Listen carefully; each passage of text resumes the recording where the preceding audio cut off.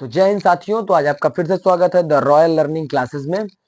और आज हम पढ़ेंगे एक ऐसे मुगल शासक के बारे में जिसकी वजह से आज के डेट में बहुत सारी प्रॉब्लम्स चलती हैं।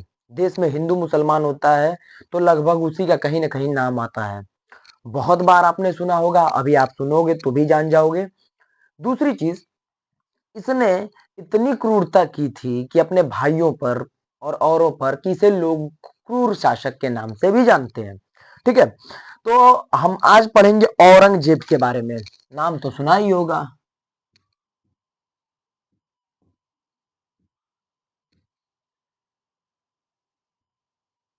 औरंगजेब, ठीक है। औरंगजेब नाम सुन सुन के कितने लोग गुस्सा करने लगते हैं, है ना। तो देखो, गुस्सा उस्सा साइड रखो, और ये है सिलेबस का चैप्टर, तो पढ़ो और गुस्सा थोड़ा सा अपना कंट्रोल में रखो, क्योंकि बहुत सारी चीजें आप नहीं जानते होंगे। और दूसरी चीज मैं बता दूं, इस लेक्चर को, ये एक लेक्चर नहीं रहेगा औरंगजेब के बारे में, कम कम से कम 2 से 3 लेक्चर जाएगा। वो इसलिए क्योंकि इसमें छत्रपति शिवाजी महाराज भी आते हैं, तो उनके लिए अगर मैं बनाऊंगा वीडियो तो थोड़ा सा में नहीं हो पाएगा।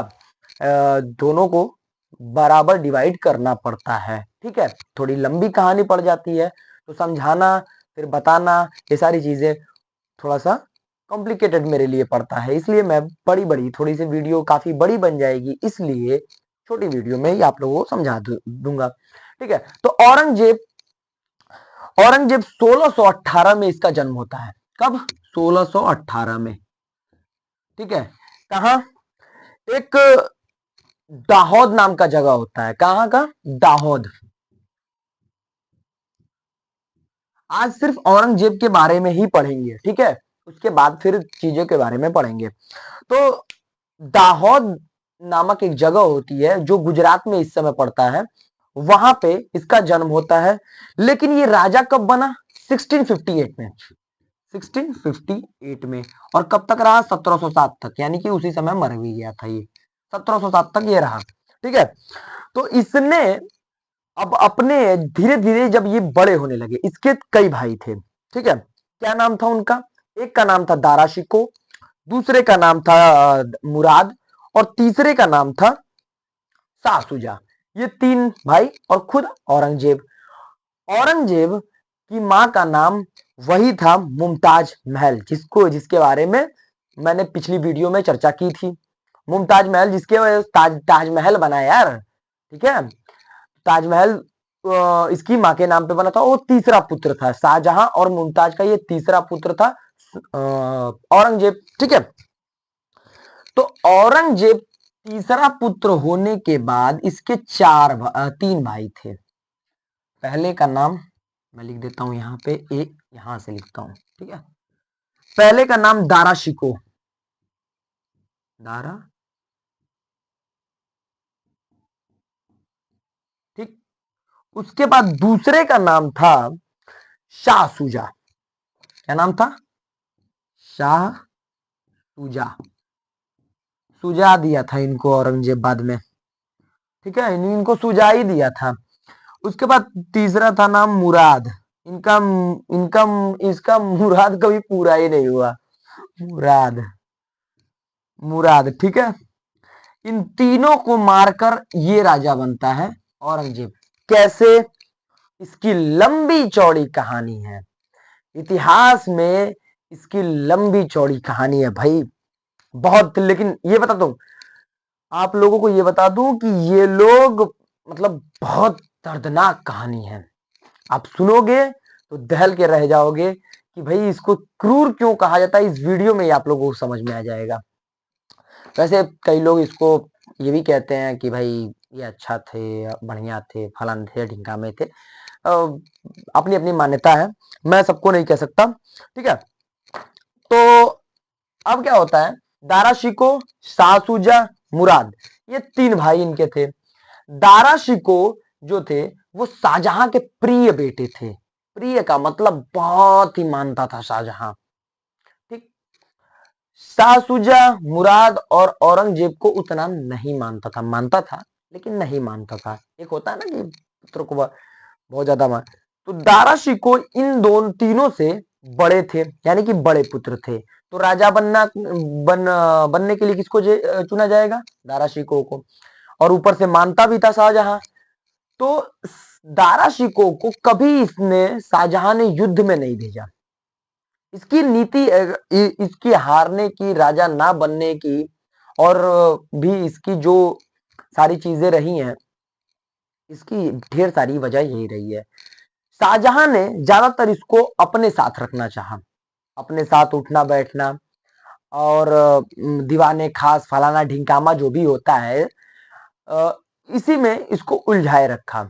तो इसको ज्यादातर चीजों का, लड़ाई झगड़ा, भाई राजा है तो लड़ाइयां होंगी, युद्ध होंगे, उसका तजुर्बा नहीं था। सैन्य अभियान का तजुर्बा नहीं था। तीसरी चीज, इसको इस चीज में रुचि ही नहीं थी कि लड़ाई झगड़ों में ज्यादातर रुचि नहीं थी। सियासत के मामले में भी ये कमजोर थे। ये किन चीजों में तेज थे? पढ़ाई लिखाई और शास्त्र कला, ये सारी चीजों में निपुण थे ये। लेकिन शस्त्र कला में ये थोड़े से वीक थे। ये थोड़े नहीं, बहुत ज्यादा वीक थे। तो ये चीजें इसको क्या हुई कि खा गई, मतलब कि इसको बर्बाद कर दी। इन दोनों को ये खुद निकल जाता है, इन तीनों को ही निकलता है, लेकिन इन दोनों को धोखे से ये ले लेता है।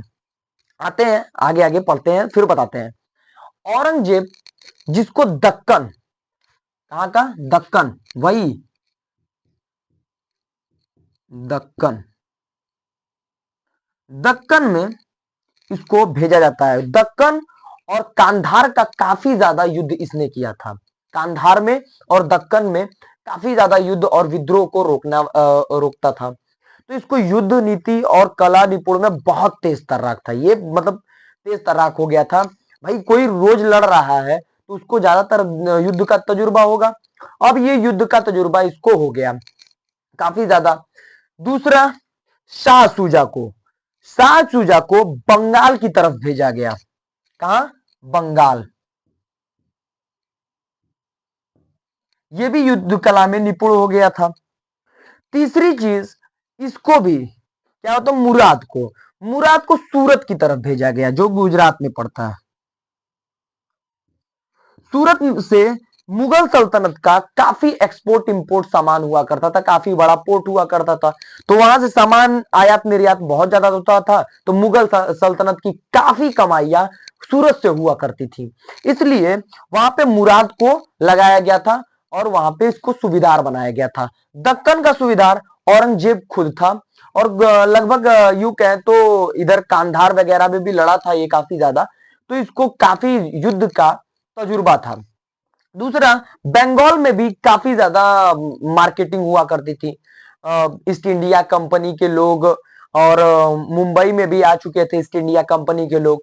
तो वहां से हमारे यहाँ से गुड़, कपड़े, ये सारी चीजें हमारे यहाँ बहुत फेमस हुआ करती थी। तो क्या होता था कि ये ले जाया करते थे। तो वहां से भी काफी ज्यादा अच्छी खासी कमाई मुगल सल्तनत की हुआ करती थी। तो इसने क्या किया कि शाह सूजा ने, और शाह शुजा को शाहजहां ने वहीं लगा दिया था, वहां का सूबेदार बना दिया था।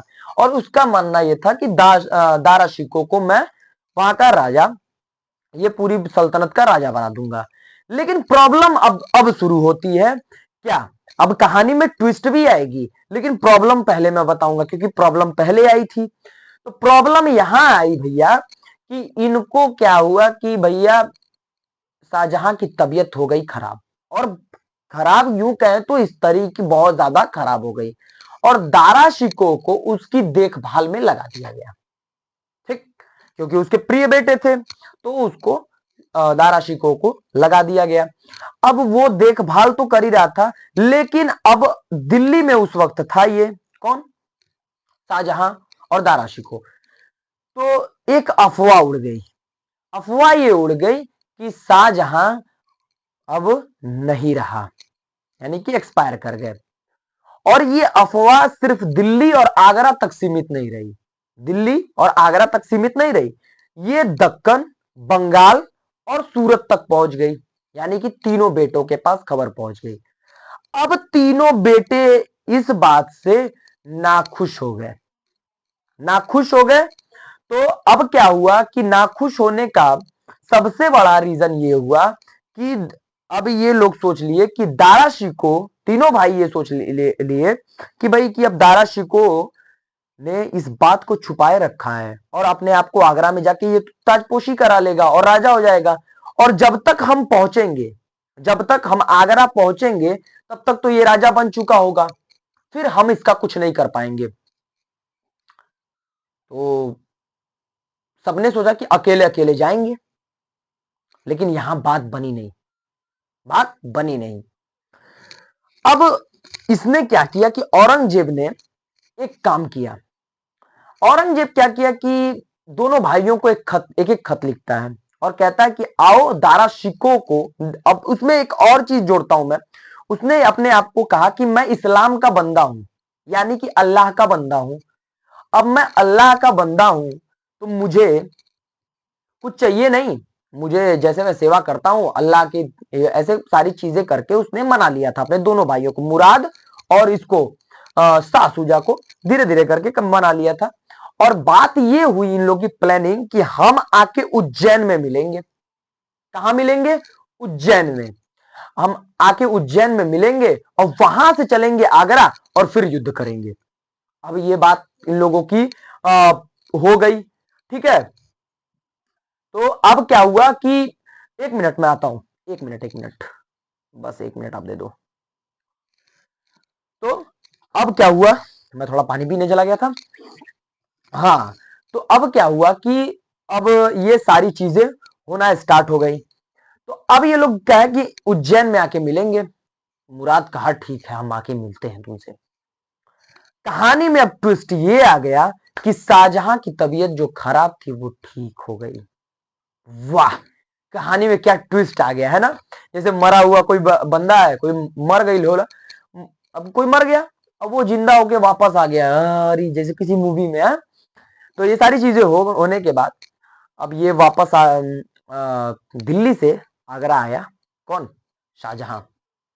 और दाराशी को ये सारी बातें पता चली, अपने बेटों के करतूतों के बारे में सारी बातें पता चल गई। और करतूत यही नहीं किए थे लोग, करतूत एक और गलती कर दिए थे। मुराद ने, बात कैसे फैल गई, अब ये तो छुपी छुपाई बात थी। मुराद ने अपने आप को राजा घोषित कर लिया था सूरत में ही। सूरत में क्या किया, कह दिया मैं राजा हूं, राजा मानो, राजा घोषित कर लिया। फिर शाह सूजा ने अपने आप की ताजपोशी बंगाल में करा ली। और ये सारी बातें अब जाके शाहजहां को पता चल गई। अब जब पता चल गई तो अब ये लोग उज्जैन में, अब ये लोग बेखबर हैं। लेकिन उसमें औरंगजेब बहुत चालाक था, उसने ऐसी कोई गलती नहीं की। उसने कुछ ऐसी की है, कुछ ऐसा किया ही नहीं, भैया नहीं करेंगे हमको ना चाहिए, है ना। बहुत चालाक रहा, वो कहा कि हम इस्लाम के बंदा है, इन लोग को उल्लू बनाया था बस। अब क्या, घबराओ मत, तुम सबको हम रेलते हैं एक एक करके, राजा तो हम ही बनेंगे। अंदर से वो मान लिया था औरंगजेब, तो ताजपोशी कराओ, राजा मान लो, कुछ भी कर लो, हम ही राजा बनेंगे। कितनी बड़ी स्ट्रेटजी इसने लगाई, बहुत दिमाग लगाया। अब ये क्या किया कि अब आता है ये मुराद और ये लोग उज्जैन में मिलते हैं। कहां पे? उज्जैन में मिलते हैं मुराद और औरंगजेब। तो इसने क्या किया, शाहजहां ने कहा कि एक एक सेना की टुकड़ी भेजा, भारी तादाद में सेना भेजा कि जाओ सभी युवराजों को उठाकर लेके आओ मेरे पास, अगर ना माने तो जबरदस्ती लेके आओ, लेकिन लेके आओ। उसने कहा ठीक है भाई। आगरा से जय सिंह और कासिम खान। कौन? रुको इसको इरेज कर देता हूं, 1 मिनट, बाद में तो फिर लिखना ही है।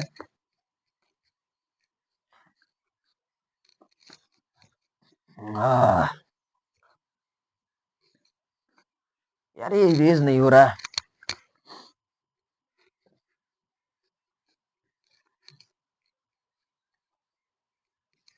रुको 1 मिनट में, थोड़ा सा ये डस्टर खराब हो गया, 1 मिनट में आता हूं। अब क्या हुआ कि भाई अब आया, सब साफ हो गया। तो औरंगजेब औरंगजेब और मुराद एक साथ थे। तो जय सिंह, नहीं नहीं, जय सिंह तो उसके साथ गए थे। जसवंत सिंह,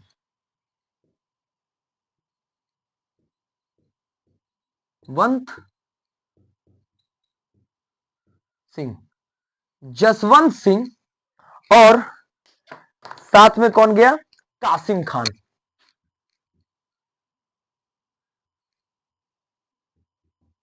सिम खान गए मुराद को और औरंगजेब को लाने। ठीक, लेने गए। दूसरी भी एक ठो गई सेना, वो किसके लिए गई? शाह सुजा के खिलाफ। शाह सुजा को उठा के लेके आओ। कौन कौन गया? सुलेमान और राजा जयसिंह। कौन कौन गया? सुलेमान और राजा जयसिंह।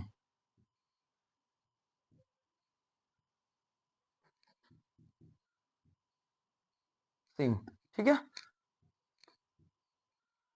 दोनों लोग गए। अब ये दो लोग जब गए तो यहां पे एक प्रॉब्लम क्रिएट होना स्टार्ट हुआ कि अब ये माने नहीं। कौन? जसवंत सिंह और कासिम खान गए तो ये माने नहीं, ये लोग माने नहीं। कौन? औरंगजेब और मुराद। ठीक है, उससे पहले जब ये सुलेमान और ये जय सिंह गए तो इसने क्या किया? सासुजा ने, कि अब ये इसने कहा कि मैं तो लड़ूंगा तुमसे भैया, मैं तो लड़ने के मूड में हूं। तो लड़ने के मूड में जब हुआ तो इसको क्या हुआ कि बहादुर शाह, क्या हुआ कि बहादुर शाह, एक मिनट, बहादुर शाह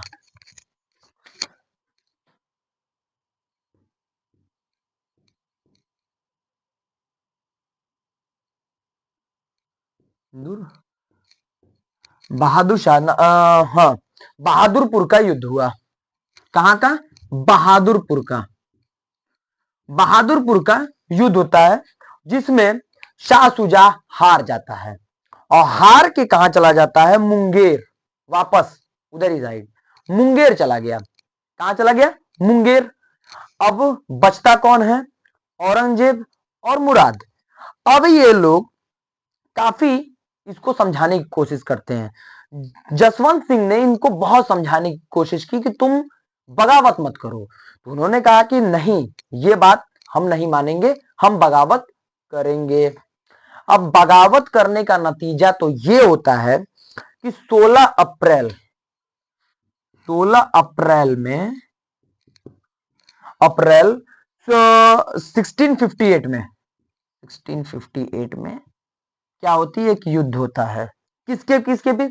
जसवंत और कासिम खान दोनों साथ में रहते हैं और मुराद और औरंगजेब एक साथ में, और युद्ध होता है जिस युद्ध को धर्मत का युद्ध नाम से जाना जाता है। ये काफी फेमस है। क्या? अरे, धर्मत के युद्ध के नाम से जाना गया।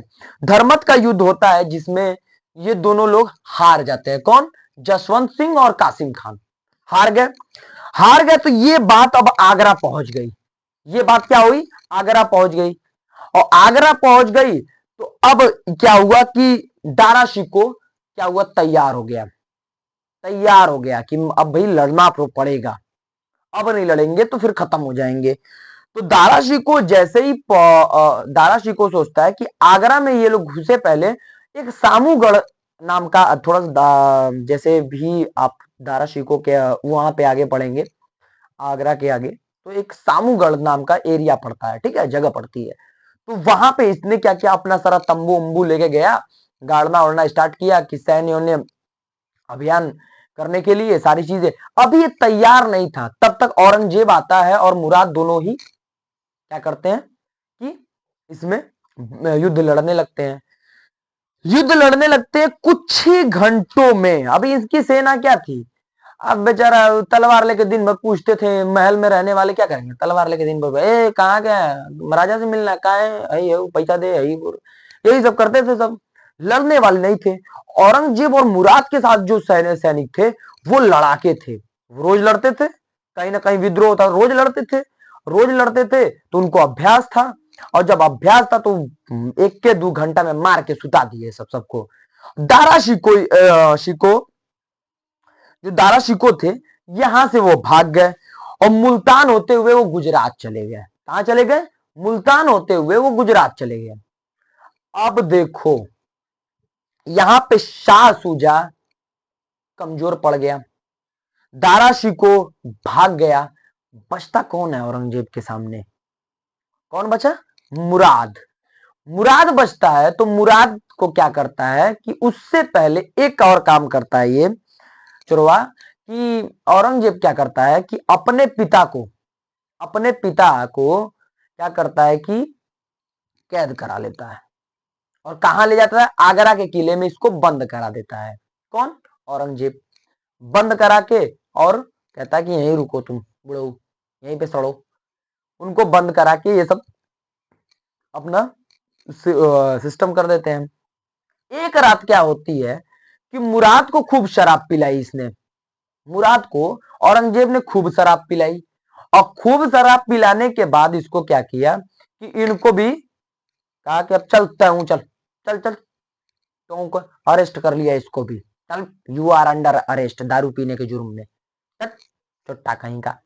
इसको भी लेके चला गया कहा? ग्वालियर के कैद खा, एक किला है ग्वालियर में, वहां पे इसको कैद कर दिया। कैद करने के बाद इसने 1658 में अपने ताजपोशी करी और राजा बन गया। अब सोच रहे होंगे कि बस अब तो खत्म हो गया, अब इसमें औरंगजेब की क्रूरता कहां आई इस सारी चीजों में? अब आएगी क्रूरता, सच्ची बता रहा हूं, अब आएगी क्रूरता। क्रूरता अब शुरू होगी। शाहजहां कैद में हो गया, अपने पिता को कैद में कर दिया, ठीक। उसके बाद ऐसे कि शाहजहां भी कम नहीं था, अपने भाई को मरवा के ही राजा बना। उस अकबर के बाद जितने भी मुगल सल्तनत में राजा बने हैं सब अपने भाइयों को मार के ही राजा बने हैं, चाहे वो सलीम हो, चाहे वो ये हो शाहजहां हो, चाहे औरंगजेब हो, ये लोग सब लोग अपने भाइयों को मार के ही, लेकिन इतनी क्रूरता से मार के कोई राजा नहीं बना था, और देखा जाए तो इतिहास में कोई नहीं बना है। क्या करता है ये कि दारा शिकोह को, अब ये जब से जैसे ही राजा बनता है तो एक फरमान जारी करता है कि दारा शिकोह को सल्तनत में अगर कहीं भी और सल्तनत के बाहर कहीं भी अगर इसे जिसके भी राज्य या किसी के यहाँ पाया गया तो मुगल सल्तनत का गद्दार माना जाएगा और उसको और उसके पूरे परिवार को खत्म कर दिया जाएगा। तो दारा शिकोह एक अफगान था। मीर जीवन के घर रुके थे। किसके घर? मीर जीवन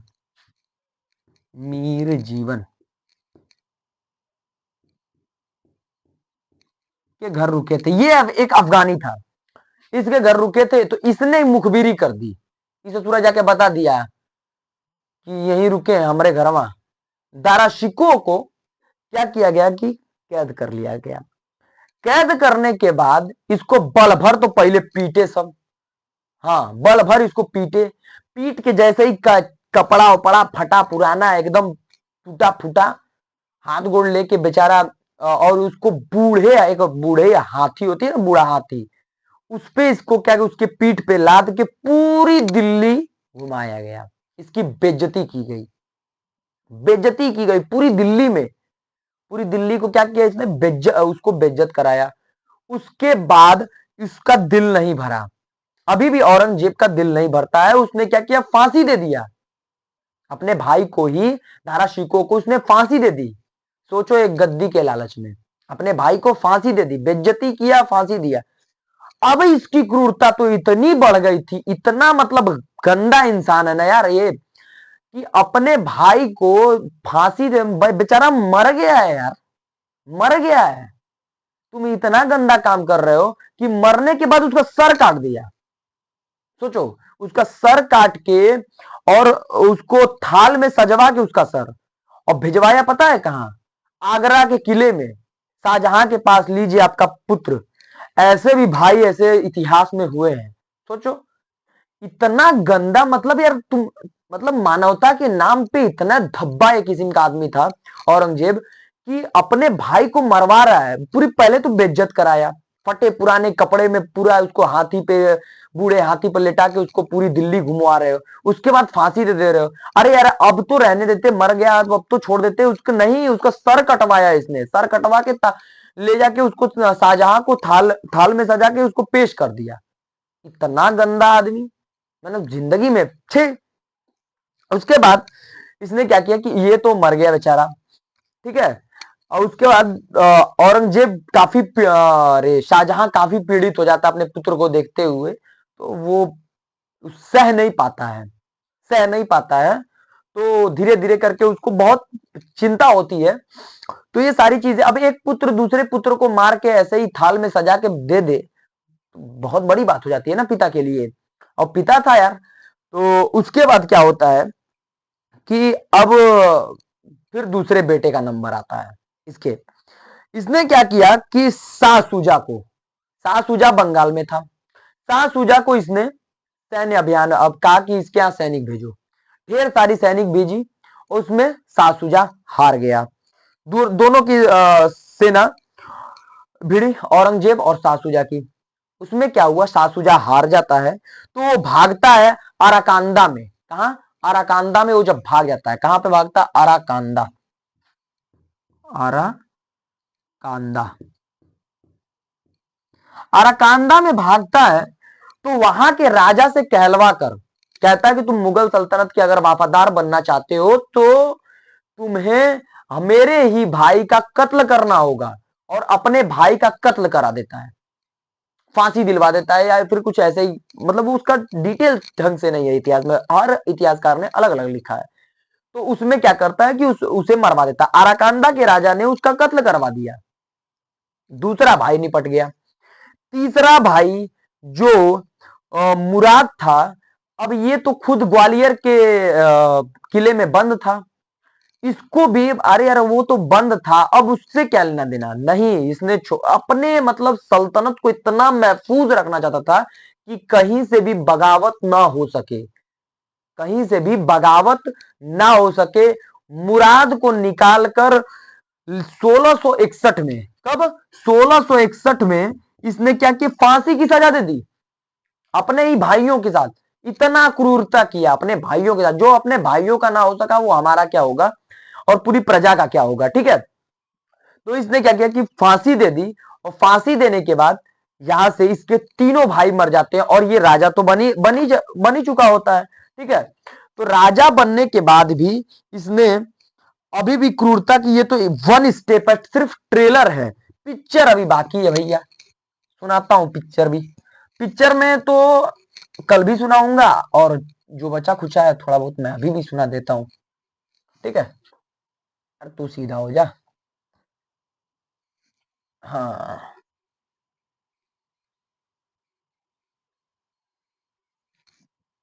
ठीक। अब क्या होता है आगे, आगे इसने कहा कि मैं इस्लामिक तौर पे, यानी कि पूरी इस्लामिक तौर पे अपना कानून चलाऊंगा, यानी कि सारी व्यवस्था बदल दी जाएंगी, सारे कानून बदल दिए जाएंगे, जो इस्लाम कहेगा वो उसी से चलेगा। यानी कि इसने कहा औरंगजेब ने कि मैं राजा हूं तो मैं इस्लामिक तौर पे सारी चीजें चलाऊंगा। तो सबसे पहली इसने क्या किया कि शरीयत कानून को लागू किया।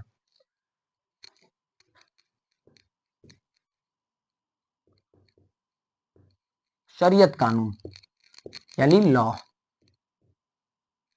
ठीक है। शरीयत कानून के हिसाब से सारी चीजें चलाना स्टार्ट किया। उसमें इसने कई सारे काम किए शरीयत के हिसाब से। अब वो देखो, अब ये देखो मुसलमान लोगों की कानून के हिसाब से है, तो वो तो हिंदू मानेगा नहीं, नहीं मानेगा, सिख मानेगा नहीं, बुद्ध मानेगा नहीं, जैन मानेगा नहीं, नहीं मानता है। क्यों मानेगा, जब वो हम लोग अलग धर्म के हैं, तुम अलग मजहब के हो, अलग चीजों के हो, तो तुम्हारी बात अलग, हमारी बात अलग, यहां पे ये होगा ना। वैसे ही यहां पे भी हुआ। तो औरंगजेब ने मजबूर कर दिया था। अब क्या किया उसने कि जितने भी लोग थे, जैसे कि हिंदू हैं, सिख हैं, ईसाई हैं, अन्य धर्मों के लोग हैं, उनको कहा कि ये काफिर है। क्या है? काफिर। इस्लाम में इसे काफिर माना जाता है।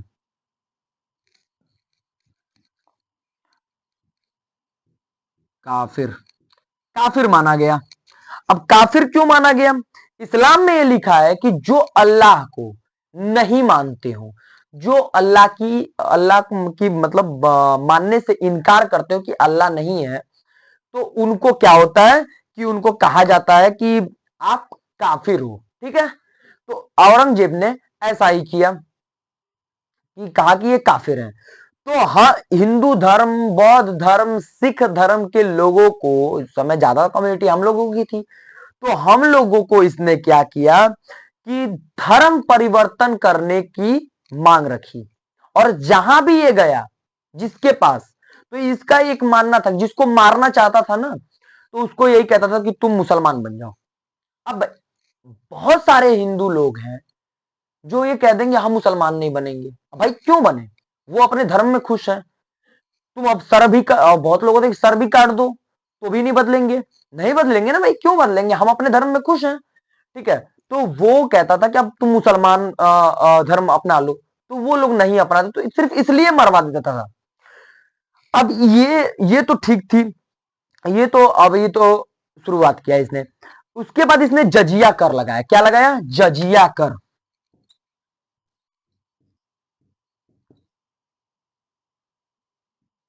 जजिया कर, ठीक, या टैक्स, यहां पे लिख देते हैं, टैक्स लगाया।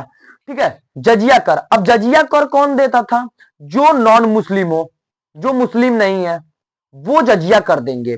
उसके बाद ये शिया था। ठीक, तो जितने भी सुन्नी मुसलमान थे, वो लोग शायद वो क्या होते, कब्र उब्र के कुछ होता है जैसे, तो उनकी पूजा करते। उसको भी सारे बहुत जितने भी थे सब अपनी सल्तनत में तोड़वा दिया। कहा कि नहीं, मैं शिया सुन्नी मुसलमान हूं, मुझे ऐसे रहना है। ठीक है, तो ये अपने आप को ऐसे किया। कुछ मुसलमानों के साथ भी इसने बड़ी बदतमीजी की। उसके बाद हिंदुओं के 78 से ज्यादा मंदिर सिर्फ वाराणसी में, कहां पे? वाराणसी में भैया, वाराणसी। वाराणसी में इसने 78 से ज्यादा मंदिर, 78 से ज्यादा मंदिरों को ध्वस्त करा दिया, सिर्फ इसलिए कि ये शरीयत के खिलाफ है। मंदिरों पर प्रतिबंध लगाया। ये राजा ऐसा था कि इसने प्रतिबंध लगा दिया, मंदिर में आप नहीं जा सकते, टैक्स देना पड़ेगा आपको, टैक्स देंगे, पैसा देंगे। लेकिन हालांकि ये खुद ही नहीं जानता था इस्लाम का, लगता है ये जानकार कम था। इस बेवकूफ को ये नहीं पता था कि कर खुदा की बंदगी से, किसी के खुदा की बंदगी करने से अगर महसूल आप लेते हैं तो ये गलत है। ये इस्लाम में लिखा हुआ है। इस्लाम पढ़े ही नहीं है तो जानेंगे कहां से? ऊपर ऊपर पढ़ के बस आ गए हैं हम शरीयत के खिलाफ चलाएंगे चुट्टा। इस्लाम में ऐसा कुछ लिखा ही नहीं है। ठीक है, उसके बाद इसने क्या किया कि 78 से ज्यादा मंदिर तोड़वाए। उसमें से प्रमुख 2 मंदिर है। आप लोग जानते भी होंगे, आज के डेट में बहुत सारा बातें उस पे आती हैं कि राम मंदिर बन गया, अब वाराणसी की बारी है, फिर मथुरा की बारी है, ऐसा लोग कहते हुए सुने हैं। तो वो जो विश्वनाथ मंदिर है, कौन सा? विश्वनाथ, विश्वनाथ, विश्वनाथ मंदिर को इसने ध्वस्त करा दिया, पूरी तरीके से ध्वस्त करा दिया। जो उसमें बाबा भोलेनाथ की जो शिवलिंग है, उसको भी इसने क्या किया? तोड़वा दिया। इतना मतलब गलत करता था यार, बहुत गलत किया। तोड़ तोड़ के उसको किनारे करवा दिया, वो उसको ध्वस्त करा के उसको सीढ़ियों में लगवा दिया। सोचो इतना गलत किया। उसके बाद इसका मन नहीं भरा तो केशव देव मंदिर भी जो वाराणसी में है, उसको भी तोड़वा दिया इसने। केशव देव मंदिर को भी इसने तोड़वा दिया। सोचो, अपने आप को मतलब इस्लामिक बताने के लिए, करने के लिए, दिखाने के, यार तुम इस्लामिक हो, अल्लाह को पूजो, 5 टाइम नमाज पढ़ो, ठीक से फॉलो करो, अल्लाह की चीजों को फॉलो करो। अब तुम्हें क्या जरूरत? तुम्हारे सल्तनत में अगर हिंदू है, सिख है, वो अपना मान रहा है, मानने दो। तुम्हें क्या जरूरत है दूसरों के चक्कर में पड़ने की? तो नहीं, ये परम जिहादी बन रहे थे चुट्टा। हाँ, ये एक नंबर का जिहादी ये बन रहा था, आतंकवादी था। ये सच्चो बता रहे, ये आतंकवादी ये था। राजा के भेष में राक्षस, राजा के भेष में राक्षस था ये चुट्टा। उसके बाद इस ससुरा अभी भी नहीं माना, तो इसने क्या किया कि कहा कि बैन कर दो। अब बैन लगाना इसने किया कि इन चीजों को बंद करो, ये चीजें राज्य में नहीं होनी चाहिए। पहला क्या है? संगीत, चित्रकला, आभूषण पे औरतें जो आभूषण पहनते वो नहीं पहन सकती हैं, मर्द जो आभूषण पहनते वो नहीं पहन सकते, सादे में रहना है, ये इस्लाम कहता है कि आप सादे में रहेंगे, आप कुछ ऐसा फैशनेबल नहीं रहेंगे। ठीक है, ये देखा जाए तो एक तरीके से इस्लाम में सही भी है कि ज्यादा आभूषण पहनने से क्या फायदा। ठीक है, इस्लाम में, इस्लाम के लिए सही है। इधर हिंदू महिला कहे हम तो कुल कुल पहनब, भाई उनका श्रृंगार है, छोड़ो, हम अपने को क्या लेना देना, औरतों का श्रृंगार औरतें जाने। ठीक है, आभूषण पे बैन कराया। उसके बाद झरोखा बंद कराया, तुलादान बंद कराया। तुलादान आप लोगों को नहीं समझ में आ रहा हो तो मैं बता दूंगा, झरोखा बंद समझ में नहीं आ रहा तो भी बता दे रहा हूं। देखो, तुलादान ये होता था कि जो जैसे तुला होता है, तुला, तो ये वाला तुला जो ऐसे आता था, तराजू, तो तराजू होता था, एक तरफ आप लोग वेट रखते हैं, एक तरफ आप लोग आपका सामान होता है, तो जितने का वेट होता है 1 kg का, तो आप लोग सामान ले लेते हो 1 kg, उसका पैसा पे करते हो। तो ठीक उसी तरीके से तुलादान होता था। तुलादान में एक तरफ राजा बैठेगा और दूसरी तरफ सोना चांदी हीरा मोती रखा जाएगा।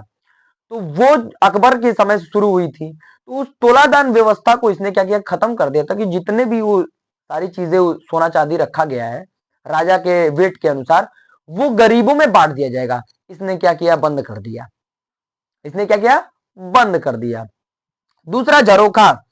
झरोखा ये होता था कि भैया जितने भी राजा और रानी आएंगे और गरीबों की बात सुनेंगे, तो वो कहता था नहीं, दरबार में आके बताओ, सीधे तौर पे तुम दरबार में बताओ। लेकिन वो ऐसा, इसको भी बंद करा दिया गया। और अगर इसके लिए था तो ये चला जाता। सबसे बढ़िया शाहजहां के लिए था झरोखा बंद।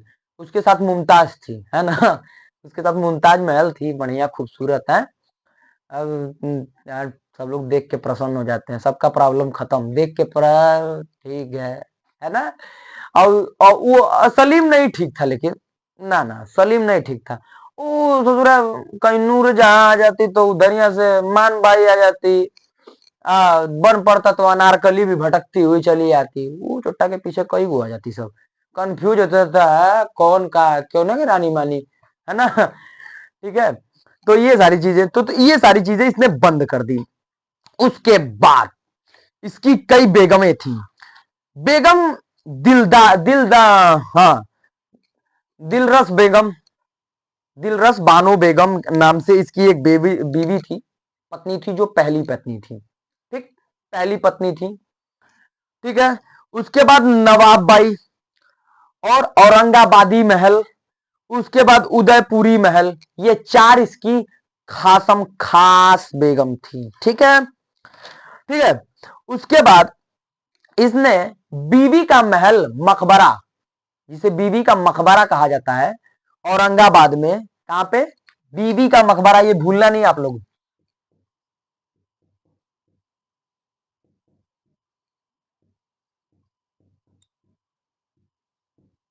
बीवी का मकबरा, जिसे ताजमहल का दूसरा स्ट्रक्चर, गंदा स्ट्रक्चर कहा जाता है।